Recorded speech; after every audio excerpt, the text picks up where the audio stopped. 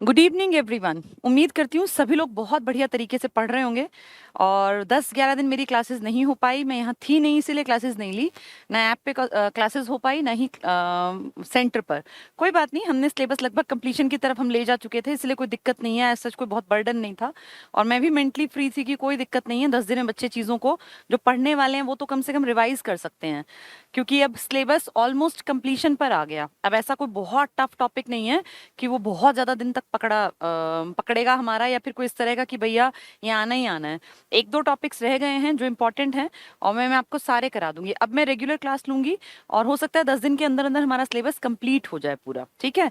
आज जो सिलेबस हमने शुरू किया हुआ था उसी का पार्ट मैंने आपको मंदिर कराया था लास्ट क्लास में। 20 जनवरी को मेरी क्लास लास्ट, 20 या शायद 21 को मेरी क्लास लास्ट हुई थी, जिसमें कि हमने 21 को 20 तारीख को बता रहे हैं लास्ट क्लास थी, जिसमें कि हमने मंदिर कंप्लीट कर लिए थे।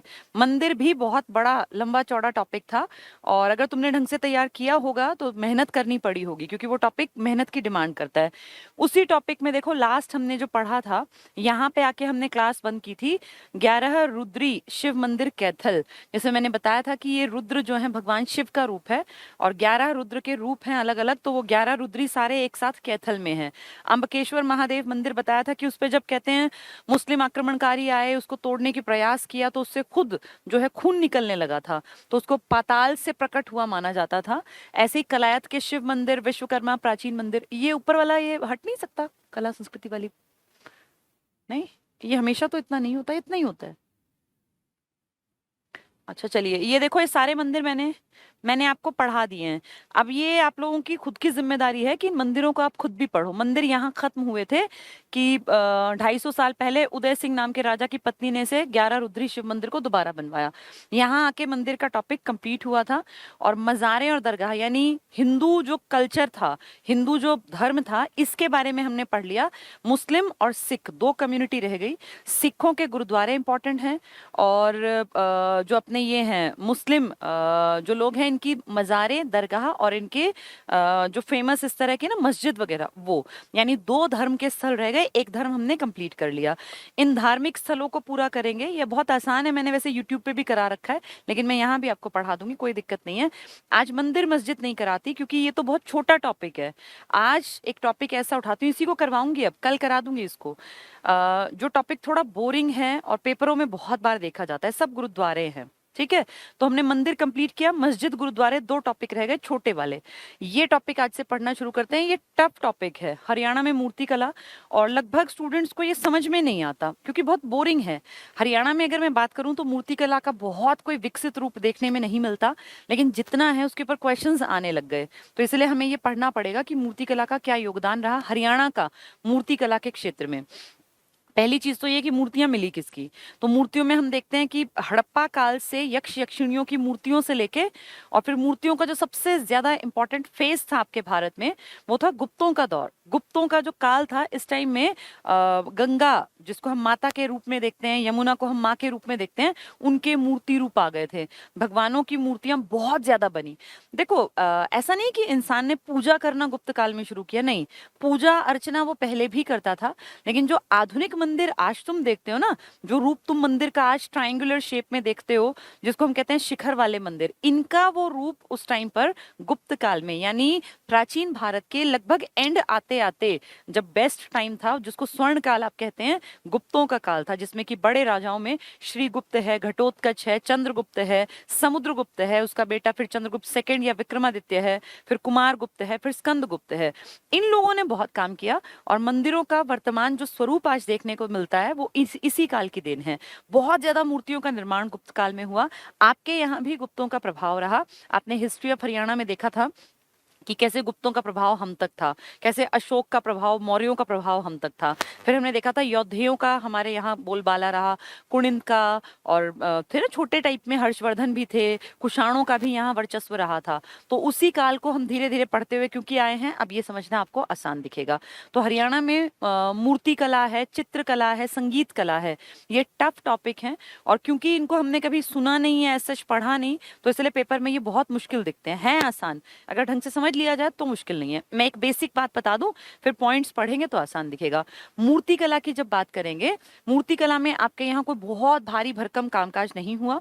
और आपके यहाँ मूर्ति कला की जब भी बात आए तो आप ये समझ लीजिए कि आपके यहाँ सीसवाल कालीन हमने एक सभ्यता पढ़ी थी, उस टाइम के थोड़े बहुत क्या मिले थे, याद होगा, मिट्टी के बर्तन, मृद भांड थे जिन पे कोई इस तरह की कोई कलाकारी कर रखी थी, लाल गेरुए पत्थर का यूज करके कहीं काली रेखाएं खींच रखी थी। तो चित्रकारी और मूर्ति का कला का मिक्सचर देखने को आपके यहाँ मिला था।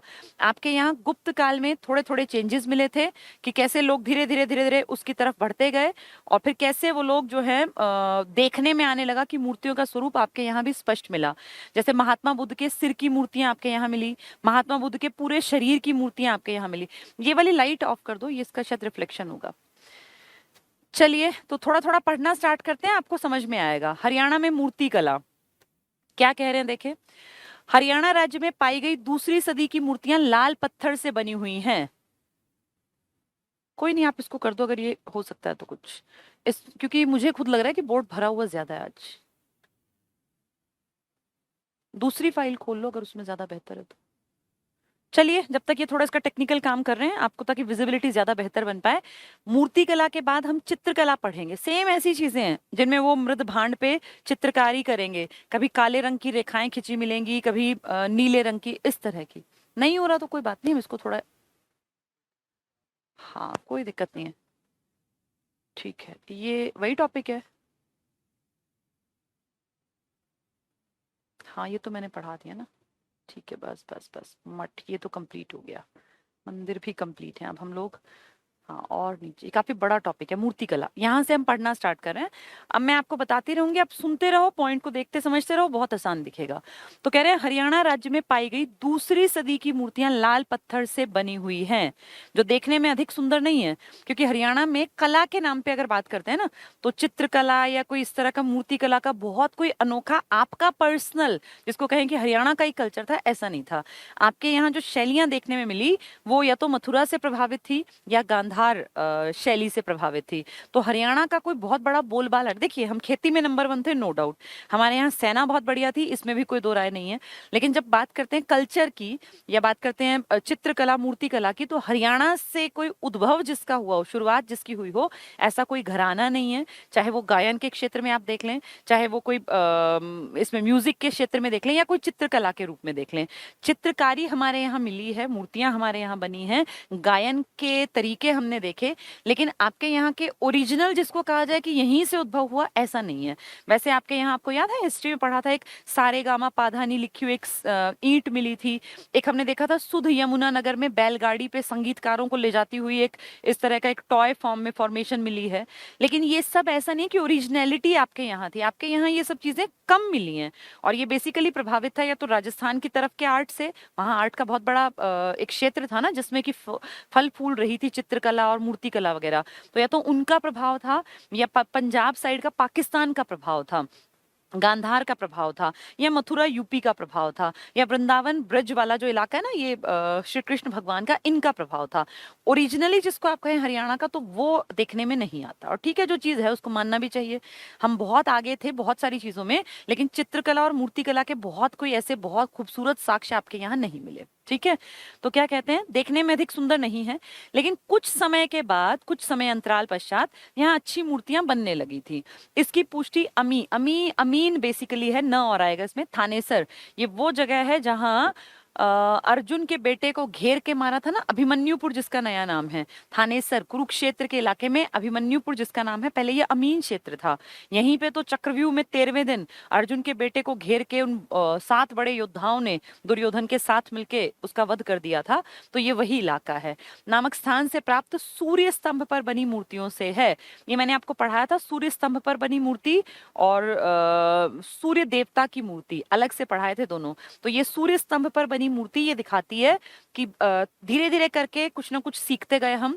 और एक एग्जाम्पल उन्होंने दे दिया कि देखो थोड़ा बहुत अच्छा काम हम करना सीख गए थे, क्योंकि सूर्य स्तंभ पर बनी मूर्ति से ये दिखता है कि हमारी थोड़ी पारंगतता आ गई थी मूर्तियां बनाने में। लेकिन वो टाइम के साथ, स्टार्टिंग में हमारा कोई बहुत बढ़िया कमांड नहीं थी इस पर, टाइम बीता, हम लोग सीखते चले गए।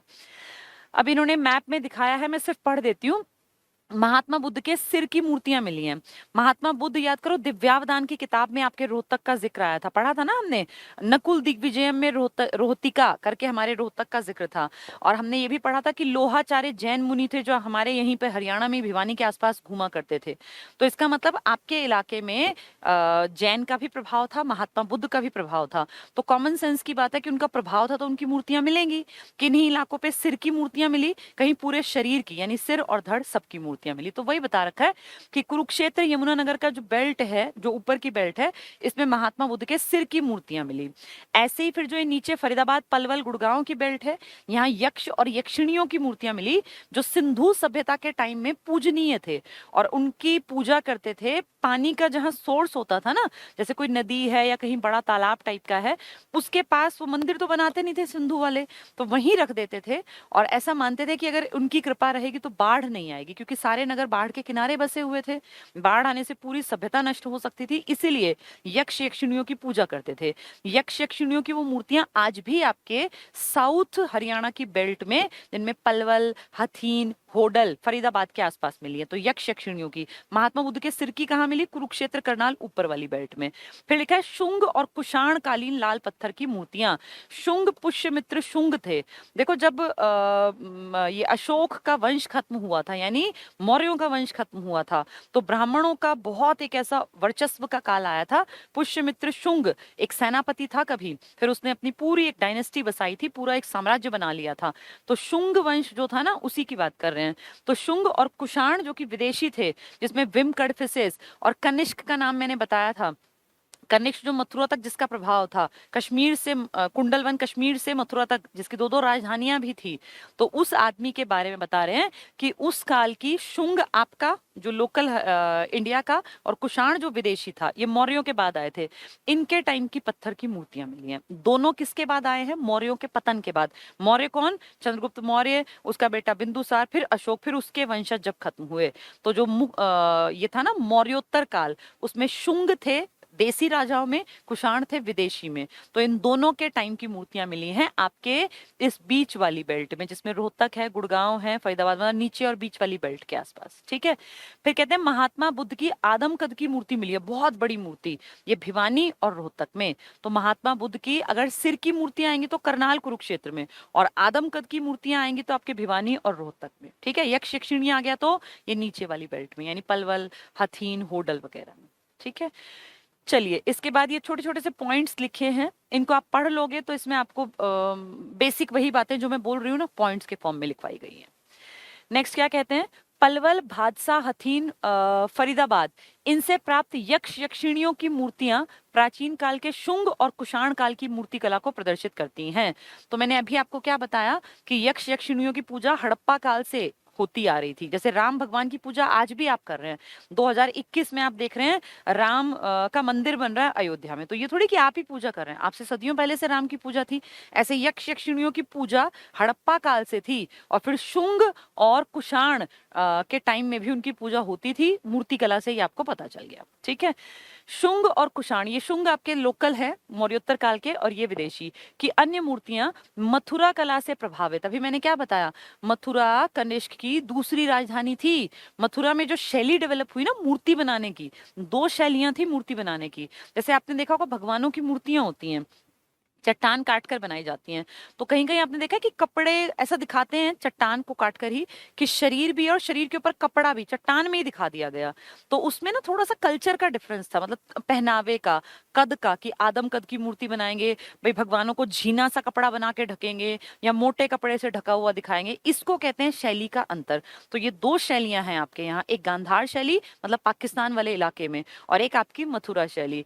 इन दोनों का मिक्सचर फिर धीरे धीरे करके लोगों ने गांधार का भी यूज किया, मथुरा का भी यूज किया, लेकिन बेसिक देखा जाए तो दो तरह की शैली है, गांधार शैली और मथुरा शैली।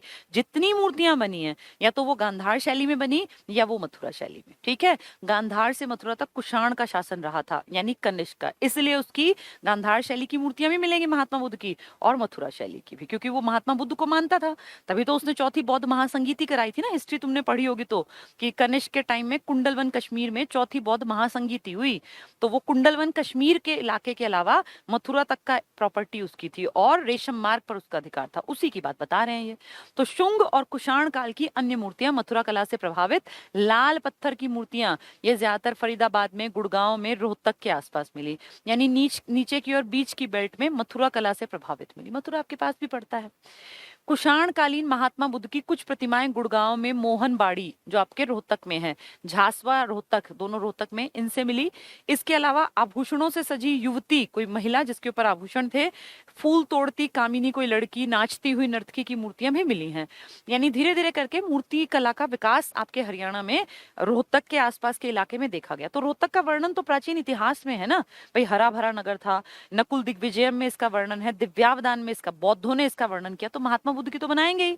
अगलों की किताब में जब इस शहर का नाम लिखा है तो महात्मा बुद्ध का कुछ होगा ना, या वर्चस्व, तभी उसका नाम लिखा गया होगा। तो ये सब मिली यहाँ, ठीक है। आगे क्या कहते हैं, शिव की 2 मूर्तियां बरवाला हिसार से और औरंगाबाद, औरंगाबाद तो महाराष्ट्र में है, ये आपके हरियाणा के औरंगाबाद यानी पलवल वाले औरंगाबाद की जिक्र कर रहा है। 2 बाद है आपके यहाँ इंपॉर्टेंट, एक नौरंगाबाद जो परेशान करेगा और एक औरंगाबाद। नौरंगाबाद ही प्रकृतनाग है जो कि भिवानी का इलाका है। तो नौरंगाबाद कहाँ है, भिवानी में। औरंगाबाद कहाँ है, वैसे तो औरंगाबाद महाराष्ट्र का इलाका है, लेकिन हरियाणा का औरंगाबाद पड़ता है पलवल में। होडल नाम की जगह है ना पलवल में, वहीं पड़ता है औरंगाबाद नाम का गांव। तो ये भूलना नहीं है, नौरंगाबाद भिवानी, औरंगाबाद पलवल, ठीक है।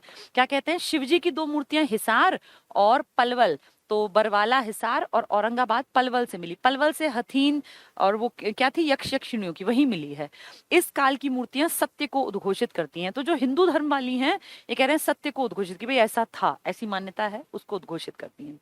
हरियाणा में मूर्ति कला का सर्वाधिक विकास गुप्त काल में हुआ। इनफैक्ट पूरे इंडिया में ही सबसे ज्यादा मूर्तियां और मंदिर बने हैं गुप्त काल में। इससे पहले थी मूर्तियां, पूजा करते थे, लेकिन जो आधुनिक मंदिर का रूप है, जो आधुनिक मूर्तियां हैं, अगर आप हरिद्वार गए हैं आपने देखा होगा, जिसको हम हर की पैड़ी या हर की पौड़ी कहते हैं, उसके ही बिल्कुल पास में गंगा की मूर्ति बना के स्थापित की गई है। तो गंगा को एक मूर्ति के रूप में, एक माँ के रूप में जो दिखाया गया, वो स्टार्टिंग से नहीं था, वो गुप्तों के काल में आया। गुप्तों के टाइम में हिंदू धर्म का बहुत ज्यादा विकास हुआ। गुप्तों के टाइम को हम बेस्ट काल मानते हैं, एंशियंट इंडिया का स्वर्ण काल, बहुत बढ़िया काल था। तो उस टाइम की बात कर रहे हैं कि सबसे ज्यादा विकास आपके यहाँ भी किस काल में हुआ। तो आप अलग थोड़ी हैं भारत से, जब भारत में विकास हुआ तो आपके यहाँ भी विकास हुआ।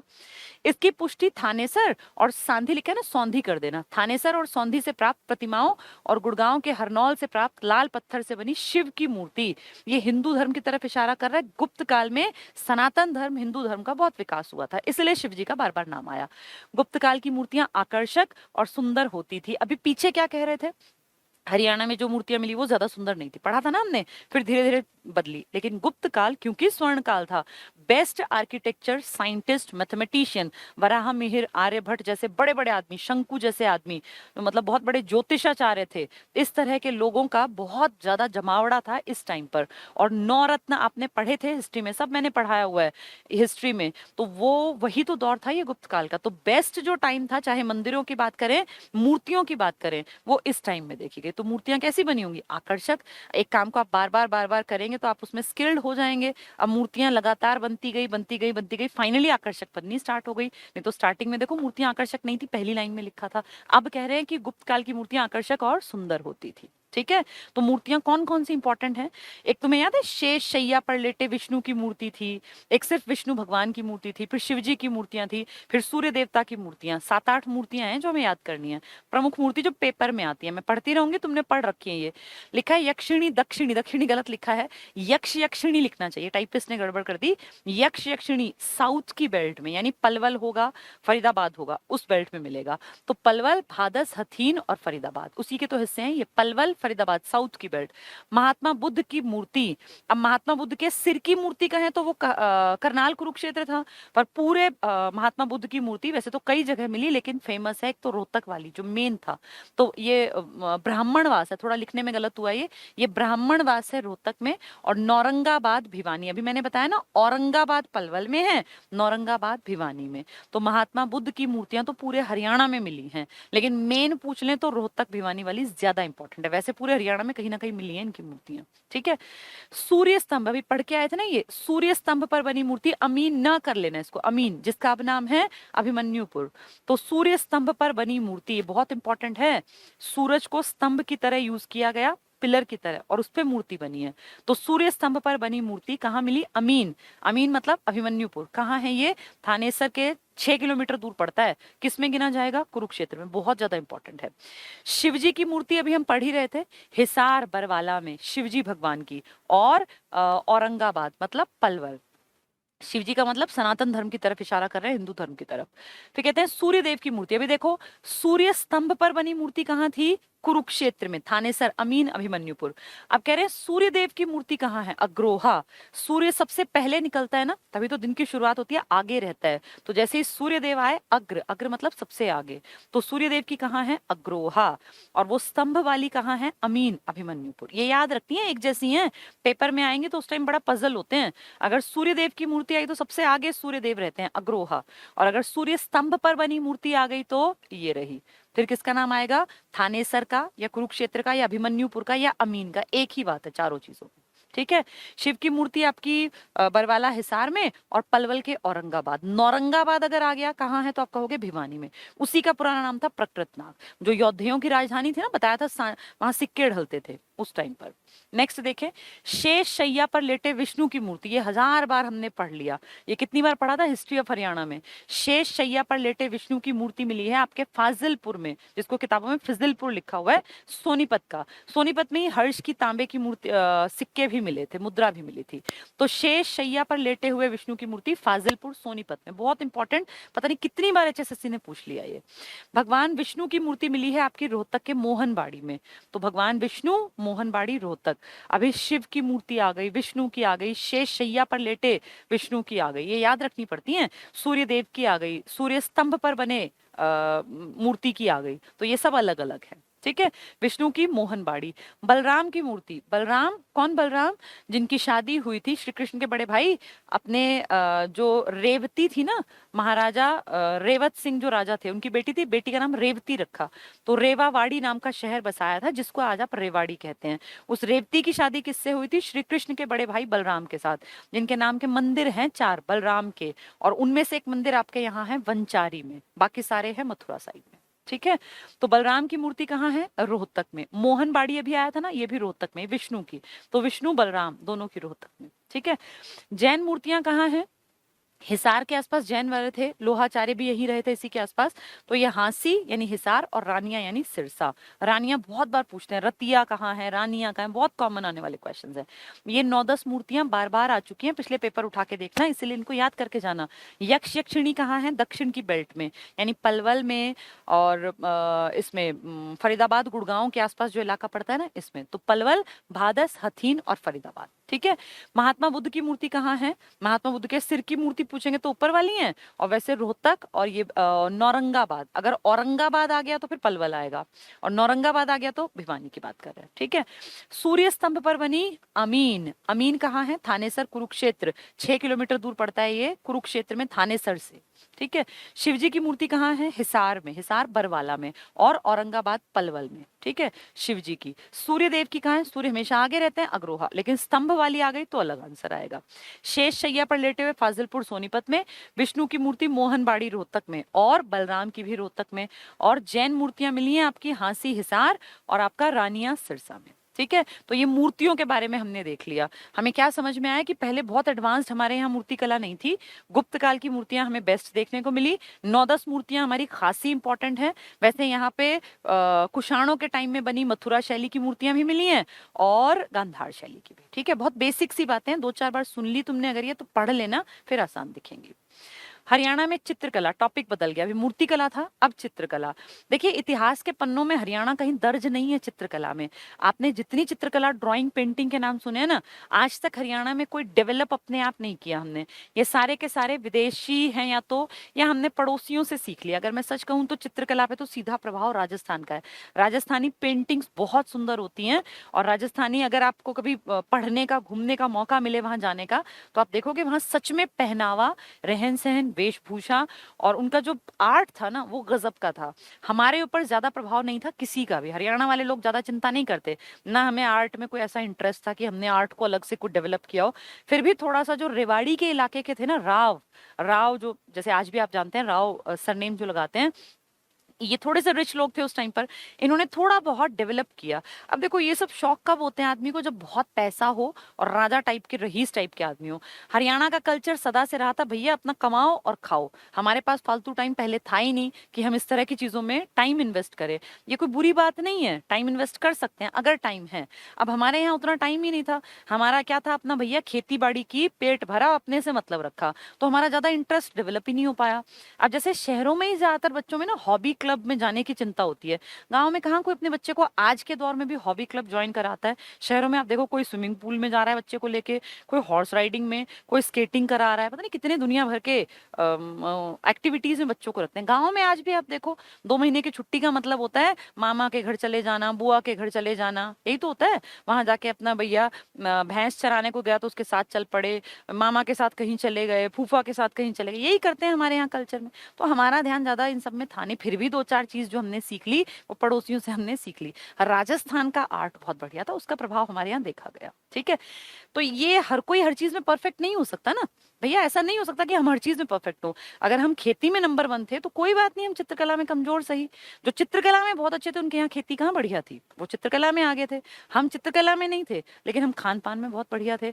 आज भी हरियाणा की पहचान, हरियाणा की शान क्या है, किसान ही तो हरियाणा की शान है। आज भी हम खान पान से जाने जाते हैं। हरियाणा में दूध दही का प्रदेश कहलाता है, हरियाणा को कोई चित्रकारी का प्रदेश नहीं कहता। हमारे यहाँ कोई ऐसी बहुत बढ़िया चित्रकारी नहीं थी, लेकिन दूध दही का प्रदेश था और उसमें ही हमारा ज्यादा इंटरेस्ट था, इसलिए हमने काम किया अच्छी खेती करने पर और अपनी डेवलपमेंट उस पार्ट पे। भाई जिसकी जो चीज ताकतवर होगी उसी पे काम करेगा ना। अब हम लोग यहाँ ड्राइंग पेंटिंग पे काम करते, पता चला खेत हमारे बर्बाद हो गए, तो इसलिए हमने उस पर ज्यादा ध्यान नहीं दिया, हमने खेतों से कमाया।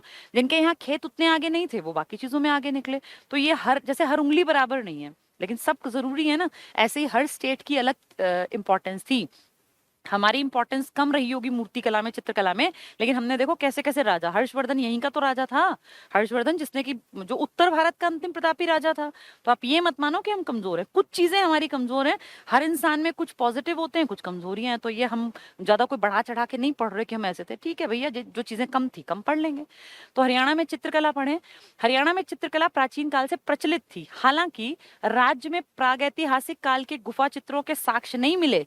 जैसे पुराने थे ना, अब मध्य प्रदेश में है भीमबेटका की गुफाएं, उनमें आज से हजारों साल पहले, 10,000 साल पहले के आदमी रहा करते थे और वो चित्रकारी करते थे गुफा के अंदर। भैया यहाँ कोई ऐसी गुफा तो मिली नहीं, तो कहाँ से चित्रकारी ढूंढेंगे, यहाँ कोई ऐसी गुफा वुफा नहीं थी। यहाँ था प्लेन इलाका, और यहाँ पे जब इंसान ने विकास किया तो उसने खेती पे काम किया, मिट्टी उपजाऊ थी ना, बीज डाला, प्रकृति ऐसी थी, मिट्टी इतनी बढ़िया थी, बारिश हुई और पैदावार हो गई। तो चित्रकारी और ये सब करने के लिए गुफाएं उफाएं हमारे यहाँ नहीं थी। कोई बात नहीं, हम और चीजों में आगे आ गए थे।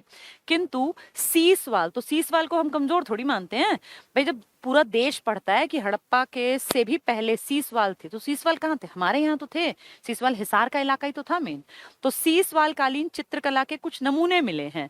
यहाँ से प्राप्त मृद भांड, पढ़े हुए ना मृद भांड, मिट्टी के बर्तन, याद करो उस पे काले रंग की और ये अपने लाल रंग की लकीरें वकीरें खींचते थे, तो हमने पहले पढ़ा हुआ है, वही है ये सारी बातें। क्या कह रहे हैं, पर काले और सफेद रंगों की कई प्रकार की आकृतियां बनी हैं जो तत्कालीन चित्रकला की उत्कृष्टता को प्रदर्शित करती हैं। तो सीसवाल काल के यानी हड़प्पा से भी पुराने जो बर्तन मिले उन पे लकीर खींच दी, कोई टेढ़ी, कोई मेढ़ी, कोई मछली के आकार जैसे। तो हम कह रहे हैं भैया देखो वो भी हमारा कल्चर था, वो हमारी चित्रकला थी। सैंधव कालीन चित्रकला जो सिंधु के टाइम में मिले, सिंधु नदी के आसपास जब डेवलप हो रही थी हड़प्पा, तो हड़प्पा याद करो, बनावली हमने पढ़ा था कि बेस्ट जौ हमारे यहाँ था। तो बेस्ट जौ से क्या एग्जाम्पल आया कि खेती हमारे यहाँ नंबर 1 थी। ठीक है, हमारी नालियां अच्छी नहीं थी, मोहनजोदड़ो की थी, हड़प्पा की थी, तो क्या हुआ, उनका जौ बेस्ट थोड़ी था, जौ तो हमारा ही बेस्ट था। हल्के साक्ष्य आपके यहाँ बहुत बढ़िया मिले, आपके यहाँ वो मिट्टी से बना हुआ हल्का खिलौना मिला। तो जिन चीजों में हम बहुत आगे नहीं थे, लेकिन बाकी चीजों में हम आगे भी तो थे, तो वही बातें कर रहे हैं। सैंधव चित्रों में भावों की अभिव्यक्ति और प्रदर्शन परिपक्व और उत्तम कोटि के हैं जो सिंधु के टाइम के मिले। मीताथल याद करो, भिवानी पढ़ के आए थे। और बनावली जो पहले तो हिसार में था, फतेहाबाद में बाद में, तो सिंधु सभ्यता के समय की अनेक चित्रित वस्तुएं मिली काले मिट्टी के बर्तन पर टेढ़ी मेढ़ी रेखाओं से बनी है। तो बहुत कोई एडवांस्ड नहीं था, लेकिन ठीक है, एक काम हमने भी किया। यहाँ से प्राप्त बर्तनों पर फूल पत्तियों के चित्र बने हुए हैं। कोई मिट्टी का बर्तन है, उस पर कोई 4 लकीर खींच दी और बन गया, कोई फ्लावर बना दिया, कोई पत्ती बना दी, इतना कर रखा है। इस काल में चित्रकारी भाव प्रधान नहीं थी, कोई मतलब ऐसा नहीं कि एक्सप्रेशंस समझ में आए। तो कैसी थी? अकुशल तरीके से, यानी कोई बहुत ऐसा नहीं कि बहुत सुंदर सिस्टमैटिक, नहीं, टेढ़ी मेढ़ी रेखाएं खींच दी और हो गए बर्तन पूरे। अब बर्तन का काम तो खाने का है ना, उसमें चित्रकारी कम कर लो या खराब कर लो, क्या फर्क पड़ता है? तो हमने ज्यादा ध्यान नहीं दिया। तो अकुशल तरीके से की गई चित्रकारी है। पर उत्तर वैदिक काल में चित्रकला ने पुनः उन्नति की। फिर उत्तर वैदिक काल में धीरे धीरे सभ्यता का विकास हुआ, तो हम भी डेवलप हुए, हमने भी अपनी चित्रकला को बेहतर, वरना पहले क्या था? मिट्टी के बर्तन पकाए और टेढ़ी मेढ़ी उस पर रेखाएं खींच दी, भैया जैसी हमें आती थी बना दी। तो बहुत अच्छी नहीं थी, लेकिन फिर धीरे धीरे समय मिला हमें, हम भी लाइफ अच्छी जीने लगे, तो हमने इसमें भी विकास कर लिया, पुनः उन्नति की। 7वीं सदी में शासक हर्षवर्धन, तो हर्षवर्धन यहीं का तो राजा था। अब टाइम मिलेगा, क्योंकि बड़ा राजा है, खूब टैक्स आएगा, तो इसके यहाँ चित्रकार भी होंगे, ये खुद भी चित्रकारी करेगा। तो हर्षवर्धन एक कुशल चित्रकार थे, उसके दरबार में अच्छे चित्रकार थे। तो जब पैसा होगा, फुर्सत होगी, तभी तो आदमी चित्रकारी करेगा। अब जो ये शेर व शायरी है, जो अच्छी चीजें लिखते हैं, साहित्य पे काम करते हैं, ये कौन करते हैं? जिनके पास टाइम होता है। किसी भी स्किल को डेवलप करने के लिए समय तो चाहिए होता है ना। अब आप हर टाइम खेती करते रहेंगे, आप हर टाइम पशुओं पे काम करते रहेंगे, तो आपको कलाकारी का टाइम कब मिलेगा? अब मिट्टी का बर्तन आपने बना लिया, आपको आप खेत में काम करके आए, तो उस मिट्टी के बर्तन को सजाने का टाइम आपके पास थोड़ी, आपको तो पेट भरना है उस बर्तन को, बस उसमें सब्जी या जो भी बनता होगा उसको डाल के खाना है। लेकिन जब आप फ्री हैं, आपके पास टाइम है, आपको खेती में ज्यादा टाइम नहीं इन्वेस्ट करना, तो आप क्या करेंगे फ्री टाइम में? चले इस बर्तन को सजा ही देता हूँ, इस पे चित्रकारी कर लेते हैं। हमारे पास उतना टाइम नहीं था, क्योंकि यहाँ 3-3 फसलें होती थी साल में। अब राजस्थान साइड में क्यों डेवलप हुई? क्योंकि वहां तो साल में एक आधी फसल लेनी है। मान लीजिए 6 महीने खेत खाली है, तो खाली टाइम में क्या करें? तो लाइए मिट्टी का बर्तन, इसी पे सजावट कुछ कर दें। इसलिए उनकी डेवलपमेंट ज्यादा हुई चित्रकारी की, हमारी डेवलपमेंट नहीं हुई। हमने अपना सादा जीवन जिया। ऐसा नहीं है कि इसका मतलब ये है कि वो लोग खराब है, वो लोग अपने पार्ट पे सही है। भाई खाली टाइम का सदुपयोग तो करोगे ना। अब खाली टाइम पड़ा है तो आप कुछ ना कुछ तो करोगे। हमारे पास टाइम खाली ही नहीं था, इसलिए हमने ज्यादा कोई डेवलपमेंट नहीं किया। ठीक है। तो क्या कह रहे हैं कि अच्छे चित्रकार थे हर्षवर्धन, उसके दरबार में भी चित्रकार थे। मध्यकाल में चित्रकला का विकास होता दिखाई दिया। मध्यकाल जब विदेशी आक्रमणकारी आए, जब आपके यहाँ इस्लाम धर्म का उदय हुआ, तब चित्रकारी, देखो मुगलों ने कितनी सुंदर पेंटिंग्स बनवाई। आप आज भी अगर दिल्ली के लाल किले में जाते हैं, आप आगरा में घूमने जाते हैं ताजमहल में, तो आप देखना वहां पे कितना सुंदर फ्लावर्स, मतलब वो कलाकारों ने ड्राइंग बना रखी है बहुत सुंदर तरीके से। या उनको पत्थर को इतना खूबसूरत काटा गया, फिर उसमें बेशकीमती नग जड़े गए। तो उन पित्रादुरा शैली का अगर आपने नाम सुना हो, तो ये जो मध्यकाल था ना, ये लोग बहुत सुंदर ड्राइंग, पेंटिंग, चित्रकला इनके शौकीन थे।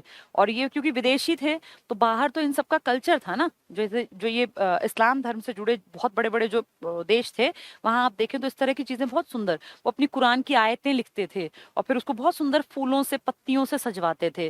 वो पूरे पूरे जैसे महल बनाया, उसकी दीवार में पत्थर लगवाया, उस पत्थर को मान लीजिए गुलाब के फॉर्म में कटवा दिया और फिर उसमें बेशकीमती नग जड़वा दिए, तो वो इतना सुंदर लगता था।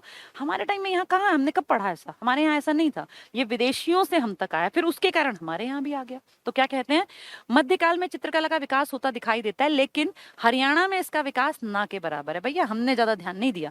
हुआ विकास, दिल्ली में हुआ, आगरा में हुआ, जो ये लाल किला बना, आगरा का जो है किला बना, लेकिन हमारे यहाँ कोई ऐसी कोई खास चीज है ही नहीं। आप देखो दिल्ली में लाल किला देखने लायक है, अगर आप जाओ कभी तो लाल किला सच में देखने लायक है। हरियाणा में आप जिसको कहते हैं हरियाणा का ताज, उसमें भी कुछ खास नहीं है। तो आपके यहाँ ज्यादा चित्रकला वित्रकला पे काम ना के बराबर। ठीक है। तो कह रहे हैं हुआ, लेकिन आपके यहाँ ना के बराबर है। हरियाणा में चित्रकला से संबंधित किसी भी स्कूल का विकास नहीं हुआ।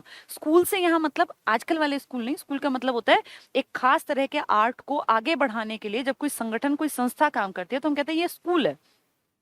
जैसे मान लीजिए कुछ चित्रकला में फूल पत्तियों की डिजाइनिंग को आगे बढ़ाए, कि तरह तरह की बेलें बने, तरह तरह के फूल बने, तो एक एक तरह का स्कूल चल रहा है, एक विचारधारा मान लीजिए।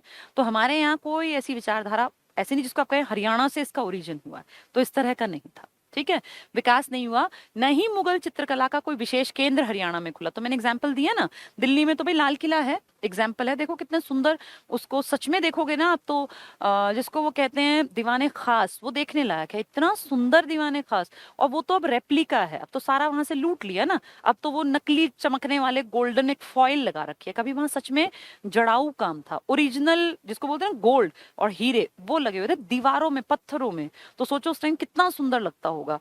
तो आपके यहाँ तो कोई ऐसा मॉन्यूमेंट भी नहीं है हरियाणा में, तो इसलिए कह रहे हैं हमारे ऊपर प्रभाव नहीं आया, कोई विशेष केंद्र हरियाणा में नहीं खुला। ठीक है। 18वीं शताब्दी के उत्तरार्ध में हरियाणा में चित्रकला को प्रोत्साहित दिया रेवाड़ी के राव ने। तो थोड़ा थोड़ा आपके यहाँ रेवाड़ी के जो राव थे, जो रिच थे, तो उन्होंने थोड़ा थोड़ा राजस्थान, क्योंकि रेवाड़ी राजस्थान से लगता था, उसका रेवाड़ी में राजस्थान का प्रभाव देखने में आया, तो इसलिए रावों ने, रेवाड़ी के रावों ने चित्रकला को थोड़ा सा प्रोत्साहन दिया। ठीक है। तो ये इंपॉर्टेंट है, चित्रकला को प्रोत्साहन रेवाड़ी कर, लेकिन वो ओरिजिनल नहीं है, वो भी उन्होंने राजस्थान से देखा। रेवाड़ी में विकसित ये चित्रकला हरियाणा की मौलिक चित्रकला नहीं है, आपकी बेसिक नहीं है, न होकर राजस्थानी चित्रकला की शाखा थी। तो आपके यहाँ राजस्थानी चित्रकला का प्रभाव देखने में आया, रेवाड़ी के रावों ने उसके ऊपर पैसा लगाया। भाई काम अगर होता है ना तो उसपे पैसा लगता है। अब जो दिल्ली का लाल किला बना तो ये फ्री में नहीं बना होगा। आगरा के ताजमहल में उस टाइम पर लाखों रुपए खर्च हुए थे, जब 1 रुपया, जब कौड़ी में लोग कीमत मापते, कौड़ी और इस तरह की बातें करते थे। तो आज सोचो आप, आज उसको देखते तो इतने लाख उस टाइम पे लगा दिए। तो इसलिए राजाओं का अमीर होंगे तो पैसा खर्च करेंगे ना। हमारे यहाँ रेवाड़ी के जो थोड़े बहुत राव थे रिच, इन्होंने राजस्थानी स्टाइल को थोड़ा सा डेवलप किया, बाकी कुछ नहीं हुआ। ठीक है। रेवाड़ी में कृष्ण से संबंधित चित्रों का विकास हुआ, क्योंकि रेवाड़ी पे असर ब्रिज का भी रहा, मथुरा का रहा, वृंदावन का रहा, तो कृष्ण से संबंधित चित्रकारी, ड्राइंग वगैरह बनाई गई। ठीक है। हरियाणा में संगीत कला, तो हमने 2 कला पढ़ी। मूर्ति कला में आपने क्या देखा, कोई खास मूर्ति आपको नहीं मिली। महात्मा बुद्ध के सिर की मिली, महात्मा बुद्ध के शरीर की मिली, यक्ष यक्षिणियों की मिली, भगवान शिव की मिली, विष्णु की मिली, शेष शैया पर लेटे विष्णु की मिली, सूर्य देव की मिली अग्रोहा में, वो सूर्य स्तंभ पर बनी। 9 ही तो मूर्तियां मेन थी। अब फिर आपने क्या देखा, चित्रकला, तो आपको क्या मिला, चित्रकला में हमें कुछ खास नहीं मिला। सैंधव से पहले हमने जो ये देखा सीसवाल का, इसमें वो टेढ़ी मेढ़ी रेखाएं मृद भांड पर लाल और सफेद रंग की बना देते, बस इतना ही था। उसके बाद हमने देखा गुप्त काल में देश का विकास हुआ, तो हमारे यहाँ भी चित्रकला का विकास हुआ, लेकिन आपके यहाँ स्पेशल कोई एग्जाम्पल नहीं दिखा। फिर ये कह रहे हैं मुगलों के टाइम में बहुत डेवलपमेंट हुई दिल्ली की, आगरा की, लेकिन आपके यहाँ कोई ऐसा स्ट्रक्चर भी नहीं है मॉन्यूमेंट जिसमें कि जड़ाऊ काम हो या बहुत पैसा लगाया गया हो। तो आपके यहाँ बेसिकली विकास हो रहा है, लेकिन इतना कम है क्योंकि आपके पास टाइम ही नहीं है। आप खेती कर रहे हैं, आप समृद्ध हैं, आप अमीर हैं, तो आपके पास इतना फालतू टाइम नहीं है कि आप अपनी हॉबीज को डेवलप कर पाए। नेक्स्ट है हरियाणा में संगीत कला। संगीत में आपका थोड़ा सा नाम है, क्योंकि वो ईंट याद है, सारे गामा पाधा नी, ये लिखा हुआ था 7 स्वर, तो 7 स्वरों का जिक्र कहीं कहीं आया था, इसलिए। फिर एक साम वेद था, वेद 4 थे ना, सबसे पहले ऋग्वेद, फिर यजुर्वेद, फिर सामवेद, फिर अथर्ववेद। तो जो सामवेद है, संगीत का जो जिक्र है, 7 स्वर उसी में तो है, तो उसका भी प्रभाव, क्योंकि वेदों की रचना आपके हरियाणा पंजाब में हुई, इसलिए आपके यहाँ संगीत में थोड़ा सा ये मान लीजिए लोकल लेवल पे देहाती संगीत का भी डेवलपमेंट हुआ। जैसे देहाती संगीत बेसिकली हमारा ही है, वो हमने कहीं से चीट नहीं किया। आपने आर्ट को देखा देखी सीखा, रेवाड़ी के राव ने राजस्थानी स्टाइल को देख लिया, लेकिन जो हमारा देहाती संगीत है ना, संगीत की जब बात करें, वो हमारा लोकल है। अब हमारे यहाँ विवाह शादी में जो गीत गाए जाते हैं वो हमारे अपने हैं, वो हमने किसी से नहीं चुराए, ना हमने किसी के चीट किए। ऐसे ही आपके यहाँ जो बच्चों के जन्म पे, खासकर पुत्र के जन्म पे जब वो छठी के गीत गाते हैं, तो वो अपने हमारे, वो देहाती संगीत है। इसमें भी फिर अलग अलग विधाएं देखने को मिली कि भाई फाग का त्योहार है तो अलग गीत गाएंगे, और बच्चे का जन्म होगा तो अलग होंगे, बच्चे के 6 दिन जब हो जाएंगे छठी पे तो अलग होंगे, विवाह के उपलक्ष्य में अलग होंगे, तो उसके अलग अलग प्रचार प्रसार करके और देहाती संगीत हमने फेमस कर दिया। तो हरियाणा में संगीत कला, प्राचीन काल में संगीत कला, वैदिक काल में संगीत कला। संगीत के विषय में हरियाणा राज्य क्षेत्र की भूमिका के प्रमाण मिले हैं। तो मैंने बताया ना, आप चित्रकला में ज्यादा नहीं थे, आप मूर्ति कला में नहीं थे, लेकिन संगीत आपके ओरिजिन में स्टार्टिंग से था। ऋषि मुनि इसके जन्मदाता और पोषक थे, और ऋषि मुनि तो जन्मे ही हमारी भूमि पे थे। भाई हमें ही तो कहते हैं, हम ही तो हैं, क्या कहलाते हैं हम, देवकृत योनि, यहीं से भगवान निकले हैं, सारे भगवानों का जन्म भी इसी मिट्टी में हुआ। तो इसलिए हम कहते हैं संगीत में हमारा थोड़ा सा कहीं ना कहीं एक मान लीजिए स्टैंड था, बाकियों में नहीं था। उनके आश्रम से 3 प्रकार के संगीत का विकास हुआ इन ऋषि मुनियों से। पहली ऋग्वेद की ऋचाएं, ऋचाएं मतलब प्रेयर्स, याद करो ओम भूर्भुवः स्वः, जो ऋग्वेद के 3रे मंडल में है, किसको समर्पित है, सवित्र भगवान को, उगते हुए सूर्य को। तो वो सब चीजें हमारे यहीं तो लिखी गई हैं। ऋग्वेद बेसिकली लिखा ही पंजाब हरियाणा में गया है, इसलिए हम कहते हैं संगीत से हमारा पुराना वास्ता है। तो ऋग्वेद की ऋचाएं या प्रेयर्स जो 3 धुनों से मुखरित होती हैं। सामवेद के गान, अब वेद हैं तो आप ही के यहाँ लिखे गए हैं, जो 7 स्वरों पर गाए जाते हैं। सामवेद तो संगीत संगीत तो मेन सामवेद ही है ना। गंधर्व और देशी संगीत, देशी आपका लोकल, ये दो प्रकार के वैदिक युगीन संगीत थे। यानी आपके यहाँ ऋग्वेद का ओम भूर्भुवः स्वः देखा गया, आज तक गाया जा रहा है। आपके यहाँ सामवेद देखा गया, और आपके यहाँ लोकल लेवल पे भी अपना डेवलप किया हमने म्यूजिक। हमने अपने बजाने के ढोल ढपली टाइप के जो, और जैसे अब यहाँ पे हमारे यहाँ मटके पे वो काला सा कपड़ा बांध के जो बजाते हैं, वो ऐसे थोड़ी कि विदेशों से हमने चीट किया, हमने अपना डेवलप किया। यहाँ मटके पुराने टाइम में थे, उस पर वो टाइट सा वो बांध के और उसको बजाने का, ऐसी बहुत सारी चीजें जो हमने लोकल लेवल पे अपने डेवलप की। यानी म्यूजिक से हमारा संबंध पुराना है, मूर्तिकला में ज्यादा हमारा हाथ साफ नहीं था। ठीक है।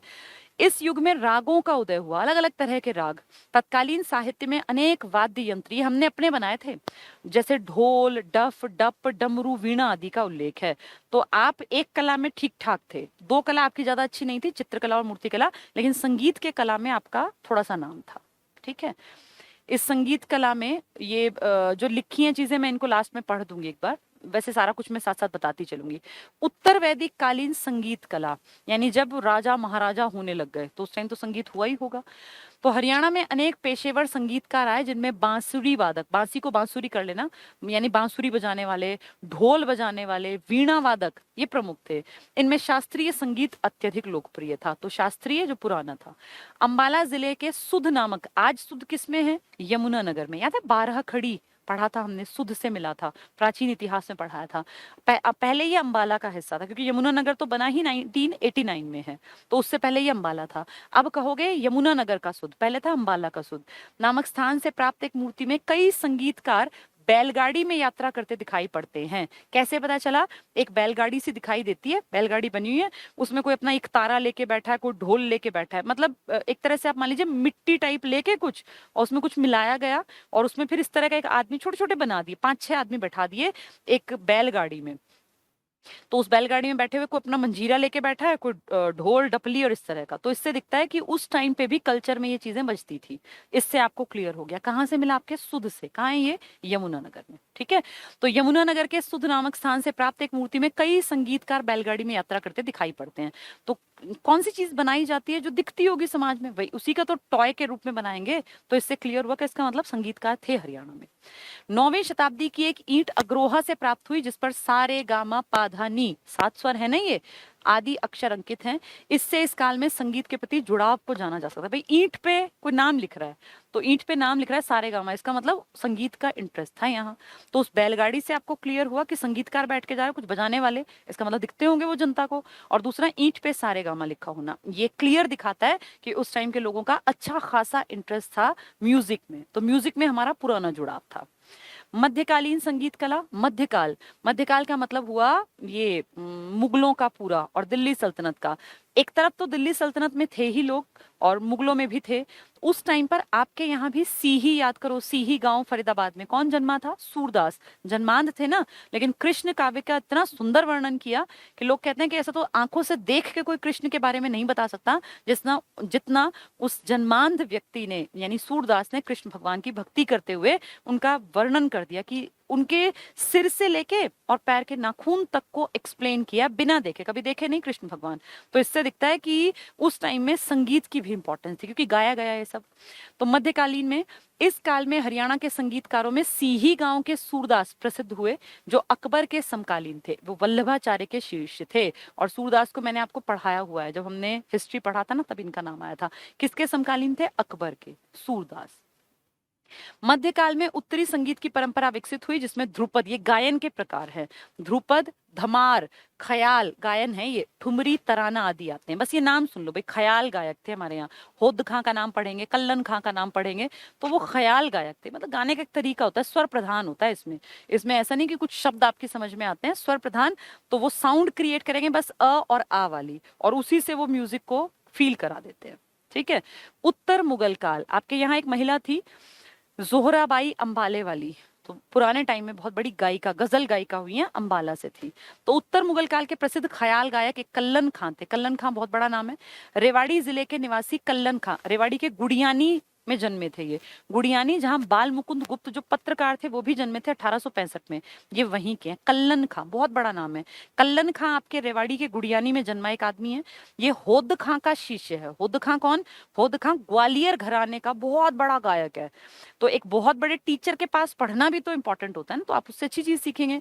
यानी ग्वालियर घराने का एक आदमी है जिसका नाम है होद खां, उसका एक स्टूडेंट है जिसका नाम है कल्लन खां, वो आपके हरियाणा के रेवाड़ी के गुड़ियानी का है। समझ में आ गया? ये ग्वालियर घराने का बहुत बड़ा नाम है होद खां, जिसका शिष्य है कल्लन खां, जो हरियाणा के रेवाड़ी के गुड़ियानी से संबंधित है। यानी ये ग्वालियर घराने का संगीत गाते होंगे। आगे देखें तो ग्वालियर घराने के प्रसिद्ध ख्याल गायक होद खां, हद्दू खां ही होद खां है। ये आपके यहाँ का नहीं है, इसका शिष्य आपके यहाँ जन्मा है जिसका नाम क्या है? कल्लन खां। कहाँ? रेवाड़ी के गुड़ियानी में। तो ये कल्लन खां ग्वालियर घराने के प्रसिद्ध ख्याल गायक, ख्याल एक तरीका है गाने का, ख्याल, ठुमरी, तराना, ये तरीके हैं। इनमें उतार चढ़ाव होता है लय का, सुर का, और ये ज्यादातर ये स्वर प्रधान होते हैं, इसमें शब्द नहीं होते। आ का यूज करके बस ये लोग, कभी तुमने अगर देखा हो नेशनल टीवी पे ना, कई बार ऐसे बुढ़े बुढ़े से लोग गा रहे होते हैं, वो कुछ नहीं गा रहे होते, एक भी शब्द नहीं बोलते, बस वो अ और आ को ले जाके कभी ऊपर कभी नीचे, कभी ऊपर कभी नीचे, ऐसा। मतलब हमें तो लगता है यार क्या बोरिंग गा रहा है ये आदमी, लेकिन वो उसको फील कर सकते हैं जो लोग समझते हैं, हमें तो समझ नहीं ना उसकी। तो हमें बस ये याद है ख्याल गायक था कोई ग्वालियर घराने का। ख्याल एक टाइप समझ लीजिए, जैसे ना भाई टाइप, जैसे हम कहते हैं ना भाई ये गाना जो है ये क्लासिकल है, म्यूजिक है, इसमें जो है मान लीजिए कोई रैप सॉन्ग है तो बहुत स्पीड से गाया जाएगा, या कोई सैड म्यूजिक है, इतनी बातें समझ में आती है ना, उसी टाइप को आप समझ लो। एक ख्याल गायन कोई तरीका है, कोई इसमें तराना गाने का तरीका है, कोई इसमें इस तरह से और अलग अलग चीजें, ऐसे कई घराने भी हैं, ये म्यूजिक की अलग अलग विधाएं हैं। तो ग्वालियर घराने का एक आदमी है होद खां, को बड़ा आदमी, उसका शिष्य आपके यहाँ है जिसका नाम है कल्लन खां। कहाँ जन्मा है? रेवाड़ी के गुड़ियानी में। ठीक है, होद खां के शिष्य थे कल्लन खां का बेटा, इसका बेटा भी इससे सीखेगा। पुत्र हाफिज खां भी प्रसिद्ध ख्याल गायक थे। यानी दो आदमी आपके यहाँ हैं, एक का नाम है कल्लन खां और एक का नाम है हाफिज खां। ये बाप बेटा है कल्लन और हाफिज। कल्लन खां ने किससे सीखा? होद खां से। होद खां कौन? ग्वालियर घराने का ख्याल गायक है, तो उस जैसे होंगे ये भी। इन्होंने पहले मैसूर में और बाद में इंदौर दरबार की शोभा बढ़ाई। तो दरबारों में रखते थे इनको, दरबारों में जैसे ही नहीं था तानसेन था, अकबर के दरबार में था, ऐसे ही जैसे हर्षवर्धन के दरबार में था बाण भट्ट, ऐसे ही जैसे समुद्रगुप्त के दरबार में था हरिशेन। तो ये जो हमारे यहाँ थे ना कल्लन खां और ये होद खां जो ग्वालियर वाले थे, इनके फिर कल्लन खां का बेटा हाफिज खां, इसका इतना बड़ा नाम है कि इंदौर और मैसूर के दरबारों में रहे थे ये। तो ये शान की बात है कि हमारे यहाँ का एक आदमी वहां के राजाओं ने अपने यहाँ गायन के लिए रखा, कि भाई जब गाने का मन करे सुनने का तो ये गाते थे। तो ये बड़े आदमी थे। हाफिज खां किसका बेटा है? कल्लन खां का। कल्लन खां किसका शिष्य है? होद खां का। कौन से घराने के हैं? ग्वालियर का। क्या गाते हैं? ख्याल। ठीक है, 4-5 क्वेश्चन बनेंगे बस इसमें से। चलो, ये 3 चीजें तुम्हें समझ में आई। हमने मूर्ति कला देखी जिसमें हम ज्यादा आगे नहीं थे, हमने चित्रकला देखी जो हमारी बहुत अच्छी नहीं थी, लेकिन रेवाड़ी के राव ने चित्रकला राजस्थानी से थोड़ी बहुत सीख ली, उसको बढ़ावा दिया। हम किसमें ठीक ठाक थे? संगीत में। कैसे कह सकते हो? एक तो वो बैलगाड़ी में संगीतकार, भाई ढोल ढपली लेके बैठे हैं, इसका मतलब बजाते होंगे उस टाइम पे लोग, देखते होंगे, सुनते होंगे। और एक सारे गामा लिखा हुआ वो ईंट, इससे आप कंफर्म हुआ। सीही गांव में जन्मा सूरदास, एक आदमी जन्मांध है लेकिन अकबर का समकालीन है और फेमस है, जिससे आपको पता चला। अंबाला वाली जोहराबाई गजल गायिका है। फिर होद खां, कल्लन खां, हाफिज खां, ये सब चीजें दिखाती हैं कि आपका थोड़ा सा नाम था संगीत कला में। लेकिन मूर्ति कला में हमने कोई विशेष योगदान नहीं दिया, ना ही चित्रकला में। फिर भी चित्रकला में रावों का राजस्थान की तरफ से थोड़ा सा योगदान मान लीजिए। और मूर्ति कला में आपकी जो है कोई बहुत बड़ी मूर्तियां तो नहीं है, पर वो 9-10 जो मूर्ति पढ़ी थी वो पढ़ के जाना। ठीक है, ये 3 कलाएं हमने देख ली। बहुत बोरिंग टॉपिक है, मुझे भी पता है, लेकिन फिर भी सीखना पड़ता है। अब क्या करें, पेपर में कुछ भी आ जाए तो पढ़ना पड़ता है ना। अब मुझे इतना है कि तुम्हें समझ में आ गया होगा। अब जब पीडीएफ से या किताब से पढ़ोगे ना तो ऐसा नहीं लगेगा कि हाय कुछ भी नहीं आ रहा। अब पढ़ोगे तो तुम्हें लगेगा कि हाँ मुझे याद हो रहा है, क्योंकि कोई अगर समझ बन जाए ना किसी टॉपिक की तो फिर वो आसान दिखने लगता है। अगला टॉपिक है हरियाणा में लोक संगीत, लोकल लेवल पे। अब तक तो हम पढ़ रहे थे ख्याल, ठुमरी, तराना जो हाई लेवल पे थे। अब आ गए आपके लोकल लेवल के, जो आप सब जानते हैं, आपने सुन रखे हैं, आपकी दादी के मुंह से, आपकी नानी के मुंह से, वही है ये। हरियाणा में लोकगीत की परंपरा प्राचीन काल से समृद्ध रही है। लोकगीत में हम कम नहीं थे, हम आज से नहीं, हम सदियों से गाते आ रहे हैं। लोकगीत जिसको दुनिया जाने ना जाने, हमारे लेवल पे हम अपने हर त्योहार पे, अपने घर में हर जब भी कोई अच्छा ओकेजन हो, कोई फेस्टिवल हो, चाहे बच्चे का जन्म हो, छठी हो, शादी हो, ब्याह हो, तो इस तरह के गीत हमारे यहाँ आज तक प्रचलन में है। और आज से नहीं, पुराने टाइम से वो लोक गीतों का प्रचलन रहा है। लेकिन इनका ओरिजिन कहाँ से हुआ या किसकी देन है, या कोई इनका ऐसा कि आप कहेंगे भाई एक विशेष शैली है, ऐसा नहीं है। हर लेवल, लोकल लेवल पे अपने आप औरतों ने, आदमियों ने डेवलप कर लिए, यही लोक संगीत की विधाएं बन गई। तो हरियाणा में लोकगीत की परंपरा प्राचीन काल से समृद्ध, पहली बार ये शब्द पढ़ रहे हो समृद्ध, नहीं तो तुम क्या पढ़ रहे थे अभी कि हमारा कोई योगदान नहीं है, हमारे यहाँ कुछ डेवलप नहीं हुआ, हमारे यहाँ मौलिक नहीं था। अब पढ़ रहे हो तुम लोकगीत में तुम समृद्ध हो, ठीक है। यहाँ संगीत से संबंधित रागों का नाम गांव के नाम पर रखा गया। तो आपके यहाँ ना जैसे सारंगपुर है, तो सारंगी बजाने की तो होती है, उससे सारंगपुर बन गया। ऐसे बहुत सारे एग्जाम्पल हैं। उदाहरण के लिए चरखी दादरी में सारंगपुर है, वृंदावन, ताड़ी, असावरी, ये गाने बजाने की चीजें हैं। मालकोश, हिंडोला, नंदगांव, इन सबका संबंध संगीत से है। राज्य के लोक संगीत को दो भागों में बांट दिया गया। पहला शास्त्रीय संगीत। शास्त्रीय मतलब जो पुराने टाइम के कैरेक्टर थे ना, कोई बड़े बड़े, मान लीजिए कोई सीता के ऊपर कोई गायन है, या मान लीजिए कोई द्रौपदी के ऊपर है, या कोई इस तरह के बड़े कैरेक्टर, तो हमने कहा ये शास्त्रीय है, उनके बारे में हमने गाना सीखा। और दूसरा था लोक संगीत या देहाती। देहाती लोकल, जैसे हमारे घरों में अब भी शादी ब्याह में गाए जाते हैं। तो शास्त्रीय संगीत ऐसे गीत जिनके अधिकांश विषय पौराणिक होते हैं। भाई राम भगवान ले लिया, कोई कृष्ण का किस्सा ले लिया, कोई जयद्रथ का वध ले लिया, कोई सीता दमयंती के बारे में बता दिया, या सावित्री का किस्सा ले लिया, हरिश्चंद्र का, तो ये है पुराने टाइम के पौराणिक। फिर कुछ होते हैं लोकल। तो क्या कह रहे हैं ये विषय पौराणिक, जैसे बारह मासा, जयमल फत्ता, ये लोक संगीत, ये पुराने हैं, ये पुरानी फेमस कहानियां हैं। लोक या देहाती संगीत क्या है, आपके लोकल घरों वाला, जो आज भी आपके घरों में शादी ब्याह पे सुनते हैं हम। सामान्यतः इसका संगीत सामाजिक घनिष्ठता की अंतः सांस्कृतिक विशेषताओं से बना रहता है। इसका मतलब है सोसाइटी के जहां आप रहते हैं ना, उन लोगों के बीच में ज्यादा फेमस होता है। इसका कोई साइंटिफिक लॉजिक नहीं होता। आप ये नहीं कह सकते इस जैसे आप कहते हैं भाई इस विधा का जन्म फलां घराने का है, इनका कोई घराना वराना नहीं है। ये लोगों ने अपने मजे के लिए डेवलप किया, चलो भाई गीत बनाते हैं, तो ऐसी कोई विवाह के नाम पे गीत चले, फिर लोगों को अच्छे लगे, उसमें दो चार लाइन अगले गांव वालों ने चेंज कर दी, किसी ने कुछ बदला, किसी ने, तो अपने लेवल पे अपनी खुशी के लिए जिस संगीत को हमने डेवलप किया वो हमारा लोकल संगीत है, उसी को लोक संगीत कहते हैं, ठीक है। सामाजिक घनिष्ठता मतलब सोसाइटी के बीच में एक अच्छी बॉन्डिंग। इसमें पौराणिक कथाएं भी हम गा देते हैं, पूरन भगत अपने लेवल के, बहुत बड़े पे नहीं, अनुष्ठानिक गीत किसी अनुष्ठान पे, गाथा गीत किसी की बड़ाई टाइप के, लेकिन ऐसे नहीं कि नेशनल लेवल पे जाने जाए। इनमें जय, जयवंती, पहाड़ी, भैरवी रागों का अपने लोकल लेवल पे, साइंटिफिक नहीं होता, इसका यूज करते हैं। अहीरों द्वारा, यानी यादव, यानी ये रेवाड़ी के आसपास वाले द्वारा गाए जाने वाले कुछ गीतों में राग पीलू का, तो राग पीलू का उपयोग अहीरों ने किया है। 12 अर्ध स्वर, स्वरकों को स्वर बना लेना, ठाठ का प्रयोग करते हैं। तो इसमें स्वरों का और इस तरह का यूज किया जाता है। ये ऐसा जैसे एग्जाम में कैसे आएगा, वो कह देंगे राग पीलू अधिकतर किस क्षेत्र में गाया जाता है, तो आप याद करना। अहीर मतलब कौन सा इलाका हुआ, रेवाड़ी वाला। रेवाड़ी के राव ने ही चित्रकला राजस्थानी को आगे बढ़ाया ना। पीलू राग अगर आ गया, लोकल है देहाती, कहाँ टिक करोगे, अहीर। अहीर मतलब रेवाड़ी वाले, ठीक है, ये पॉइंट याद रखना। अब हमारे लोकगीत क्या हैं, तुम सब जानते हो, मुझे कुछ बताने की जरूरत नहीं है, फिर भी पढ़ लेते हैं। हरियाणा में विभिन्न अवसरों पर गाए जाने वाले प्रमुख लोकगीत। अगर तुमने एचएसएससी के पेपर दिए हैं तो देखा होगा, बहुत बार क्वेश्चन आया, बहुत बार लोकल गीतों के ऊपर भी। खासकर खोड़िया नृत्य तो बहुत ज्यादा बार आता है, और छठी का भी आ चुका, पीलिया भी आ चुका, और इस तरह के गीत जो लोकल लेवल पे है ना, ये खूब आते हैं। तो इनको पढ़ लेते हैं। विवाह गीत, विवाह के अवसर पर गाए जाते हैं।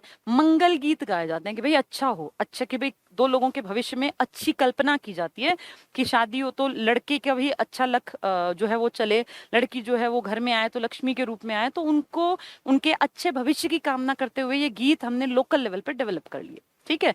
तो निकट पारिवारिक संबंधी जैसे जीजा साली, भाई अपने रिलेशंस जो होते हैं, देवर भाभी, इस तरह के, ये किस तरह के गीत होते हैं, हास परिहास, कि इसमें लोग जो है उस फेस्टिवल, मान लीजिए ना शादी ब्याह तो एक तरह का त्योहार ही तो है, उसको मजे के साथ जिए। तो उसमें हंसी ठिठौली है, मस्ती करते हैं, तो घर परिवार इकट्ठा होता है तो उनको अच्छा लगता है, पड़ोस की औरतें आती हैं, तो एक तरह से एक ये मान लीजिए एंटरटेनमेंट का साधन है, हास परिहास करते हैं। लड़के के विवाह पर बनड़ा और घोड़ी के गीत, लड़की के विवाह पर सुहाग के गीत गाए जाते हैं। तो वही है बेसिकली कि अच्छा एनवायरनमेंट क्रिएट करने के लिए विवाह के गीत बने हुए हैं।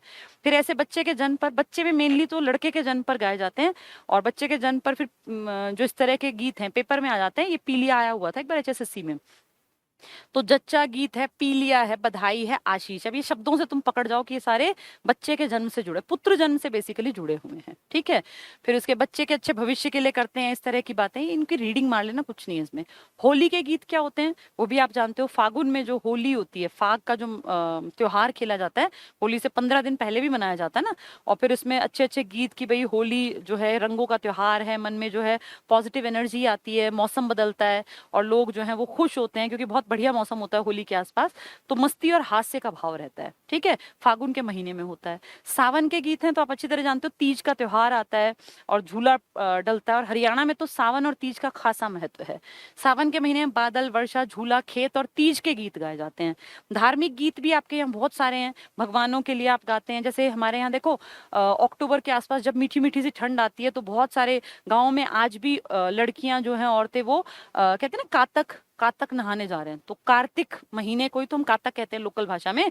तो वो उस ठंड में सुबह सुबह उठ के नहाने से, मतलब ये धार्मिक एक हमारी मान्यता है कि ऐसा करने से जो भगवान है वो अच्छा भविष्य लिख देते हैं, या किस्मत अच्छी होती है, घर परिवार में खुशियां आती हैं। तो ये धार्मिक गीत हैं।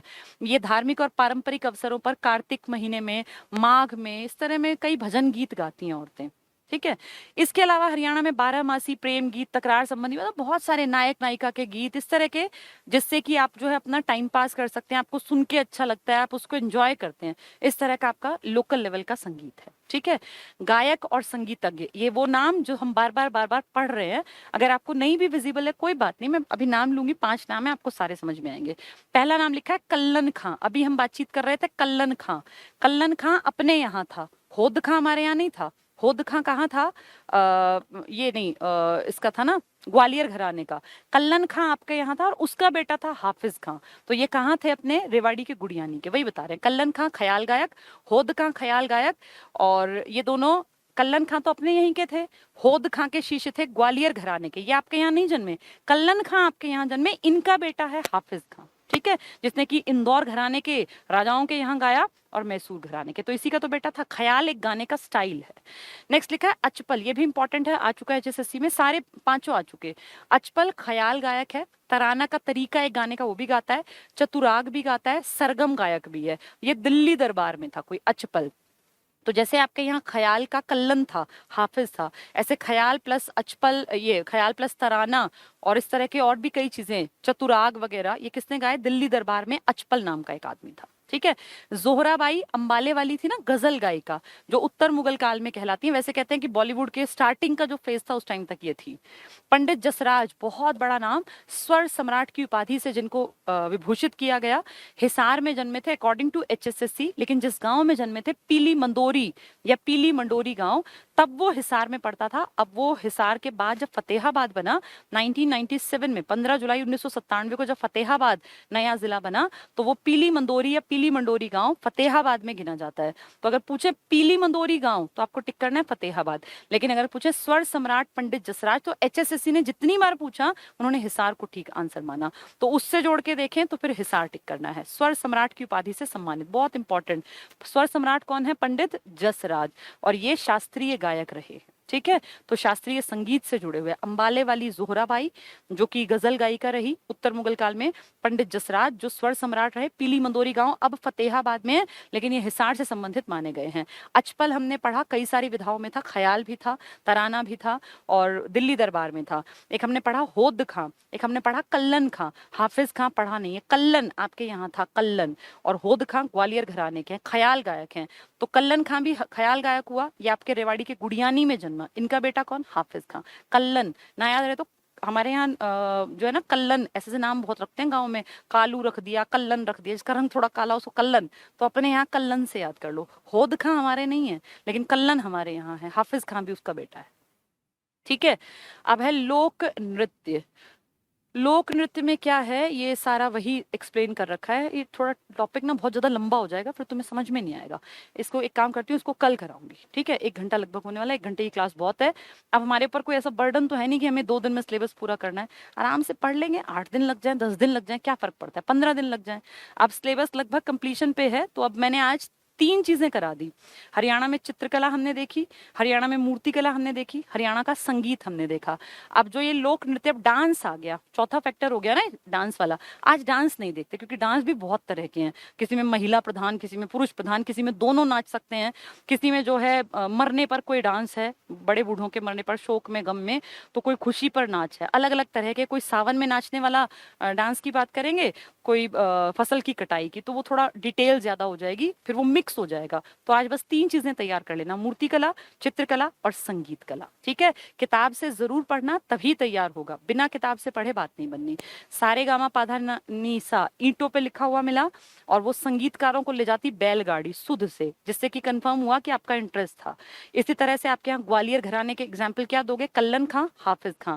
स्वर सम्राट कौन है आपका? पंडित जसराज। अंबाला वाली कौन है? जोहराबाई, गजल गाई कर रही थी। अचपल का दिल्ली दरबार से संबंध था, जिसने ख्याल में भी काम किया, तराना में भी काम किया, चतुराग यानी 4 तरह के रागों पर उनकी अच्छी कमान थी, ठीक है? ये 2-4 बार पढ़ोगे ना किताब से, बार बार बार बार, तब बात बनेगी। ये बहुत टफ टॉपिक है, बहुत बोरिंग भी है, ये मुझे पहले ही पता है, क्योंकि जब मैंने खुद पढ़ा था तो मुझे लगा था क्या बकवास है और कैसे ये याद होगा। लेकिन अगर थोड़ा सा ध्यान दोगे, कहानी की तरह समझोगे, तो ये आसान है। इसको तैयार कर लेना। कल कराऊंगी इसी का अगला पार्ट, जो थोड़ा सा और डिटेल की डिमांड करेगा, क्योंकि इसमें लोक नृत्य में थोड़े से डांसेस हैं, और आपने देखा होगा एग्जाम में बहुत सारे डांसेस आते हैं, सब डांसेस हैं। आज इसको पढ़ाऊंगी तो बहुत बड़ा टॉपिक हो जाएगा, इसलिए। फिर वाद्य यंत्र पढ़ेंगे कल, बजाने में जैसे 1 तारा है, 2 तारा है, सारंगी, बांसुरी, इनकी रीडिंग मार लेंगे, फिर ये आसान दिखेगा। एक बार रीडिंग भी हो गई ना, तो फिर आसान है, ठीक है? फिर लोक नाट्य, जैसे हमारे सांग और ये सब हैं, हर बार क्वेश्चंस आते हैं, ये पढ़ेंगे। इससे अगला टॉपिक, तो ये बहुत सारी चीजें एक जैसी हैं। फिर स्वांगी, कुछ खास जो इन्होंने बहुत बड़े बड़े काम किए, 4-5। फिर उसके बाद फिल्म जगत, फिल्म से पहले ये पूरा हो जाएगा ना, इसके बाद गुरुद्वारे और मस्जिद कर लेंगे, ताकि सब चीजें दिमाग में ऐसे खिचड़ी सी ना पक जाए। आज हमने एक तरह की चीज पढ़ी, कल हम उसी का सेकेंड पार्ट पढ़ेंगे, फिर वापस उठा के गुरुद्वारे और मस्जिद पढ़ेंगे, फिर उसके बाद हम पढ़ेंगे ये वाला फिल्म जगत। क्योंकि ये सब चीजें ना बहुत छोटी होती हैं, इसमें कोई ऐसा कॉन्सेप्ट बहुत तगड़ा दिमाग में नहीं बनता, ये फैक्ट फैक्ट फैक्ट होते हैं, इन्फॉर्मेशन। तो वो अगर सारी एक जैसी एक दिन में पढ़ेंगे तो भूल जाएंगे। इसलिए इनको किश्तों में तैयार करना चाहिए, कि पहले एक ऐसा टॉपिक तैयार किया, फिर दूसरी तरह का, फिर पिछले वाले का हिस्सा, फिर अगले वाले का, ठीक है? तो ये सबसे बड़े टॉपिक्स में था आपका कला वाला, आर्ट एंड कल्चर। लेकिन अगर ये तैयार हो गया ना, तो कम से कम 2-3 क्वेश्चन हर बार देखना उठा के, आप इनके बारे में आते हैं, और 2-3 क्वेश्चन बहुत टफ लगते हैं बच्चों को। तो इनको तैयार करने का एक सिस्टम है, एक तरीका है। अब आप इसको ढंग से जैसे बताया वैसे ही तैयार करना। आज 3 चीजें पक्की कर लेना, चित्रकला, मूर्तिकला और संगीत कला। फिर कल आगे बढ़ेंगे, डांसेस के बारे में जानेंगे, वाद्य यंत्रों के बारे में जानेंगे, फिर टॉपिक को चेंज करके गुरुद्वारे और मस्जिद पे आएंगे, और फिर उसके बाद आएंगे फिल्म जगत पर, ठीक है? इसके बाद हमारा लगभग कंप्लीशन पर आ जाएगा। चलिए, आज के लिए इतना ही। और अब हम लोग रोज थोड़ा थोड़ा पढ़ते जाएंगे, 1-1 घंटे की क्लास लेती रहूंगी, तब भी ज्यादा लंबा नहीं है, टाइम कंज्यूमिंग नहीं रहा। अब आपकी हार्डली 8-10 क्लासेस में टॉपिक क्लियर हो जाएंगे, ठीक है? चलिए, थैंक यू, गुड नाइट। खूब पढ़ते रहो, पॉजिटिव रहो, खुश रहो। पेपर आते जाते रहते हैं, तैयारी एकदम से नहीं होती, लेकिन अगर रोज 4-4, 5-5, 6-6 घंटे पढ़ा जाए, तो साल भर में आप इस लायक जरूर बन जाते हैं। और कोई भी चांस लास्ट चांस नहीं होता। हर चांस को सोचो कि पेपर ऐसे ही दो कि लास्ट चांस है, लेकिन अगर आपका पेपर कभी खराब भी चला जाए, तो उसमें ये नहीं होता कि मन टूट गया और अब हम कुछ कर ही नहीं सकते। क्या पता उससे ज्यादा बेहतर के लिए आप बने हुए हो। अपनी मेहनत में कभी कमी मत लाना, चाहे कितना ही मेहनत करनी पड़े, कितनी ही कोशिशें करनी पड़े, हमेशा खुश रह के पढ़ो। और कभी अगर सिलेक्शन नहीं होता एक आधे पेपर में, तो कोई फर्क नहीं पड़ता। लाइफ बहुत बार ऐसे आपके एक होता ना भाई, टेस्ट लेती रहती है। फाइनली अगर आप मेहनत करते हैं, तो आपकी किस्मत आपका साथ जरूर देगी। देखिए, भगवान में अगर आप विश्वास करते हैं, तो मैं तो बहुत ज्यादा मानती हूँ, और मुझे ऐसा लगता है कि हो सकता है 1 बार, 2 बार, 4 बार भाई भगवान आपको अनदेखा करे, आप मेहनत कर रहे हैं, किस्मत आपका साथ ना दे, लेकिन फाइनली अगर आप लगातार अच्छी मेहनत तरीके से करते रहेंगे, तो आपकी एक दिन किस्मत जरूर जागेगी, और भगवान एक ना एक दिन आपसे जरूर खुश होंगे, और आपका सिलेक्शन भी होगा। लेकिन तब तक वेट करते रहना है, पढ़ते रहना है, पढ़ते रहना है, पढ़ते रहना है। इसका ये मतलब नहीं है कि भगवान की भक्ति करने बैठ जाओ और सोचो कि पढ़ाई से पीछे जोड़। पढ़ाई करते रहना। सबसे पहली चीज होती है अपना कर्म। जो इंसान अपना कर्म अच्छा करता है ना, वो अगर भगवान की भक्ति दिखावटी ना करे तो कोई फर्क नहीं पड़ता, लेकिन अगर वो कर्म में अपनी पढ़ने में बिल्कुल 100% अपना कि भैया पढ़ना मतलब मुझे पढ़ना है। अगर मैंने 6 घंटे का टारगेट बनाया तो 6 घंटे 5 मिनट हो सकते हैं, लेकिन 5 घंटे 59 मिनट पे मैं पढ़ाई नहीं छोड़ूंगा या छोड़ूंगी। इस शिद्दत से पढ़ना होता है कि जो सोच लिया वो करना है, फिर उससे कम नहीं, उससे बेशक ज्यादा कर देंगे हम। इस हिसाब से पढ़ोगे तो साल भर में तुम इस लायक जरूर बन जाओगे कि कहीं ना कहीं सिलेक्शन ले सको। और ढेर सारे फॉर्म्स निकलते हैं, अपॉर्चुनिटीज हमेशा आती हैं, बस अपने आप को तैयार कर लो। और वो तैयारी साल, सवा साल लग सकता है, 1.5 साल भी लग सकता है, क्योंकि बेस का बहुत फर्क पड़ता है आपकी तैयारी पर। जब चाहोगे तब से आप अपने आप को संवारने लग जाओ, एक दिन फाइनली आप इस लायक बन जाओगे, इस काबिल बन जाओगे कि लोग फिर आपको सराहेंगे। लेकिन उसके लिए टाइम लगेगा, मेहनत लगेगी, इसलिए मेहनत करते रहो, ठीक है। 2021 अभी स्टार्ट हुआ है, अभी आपके हाथ में है पूरा साल, खूब मेहनत करो। 21 के एंड तक कोई ना कोई नौकरी तुम्हें मिल जाए, इस हद तक मेहनत करते जाओ। चलिए आज के लिए इतना ही। All the best, thank you, good night.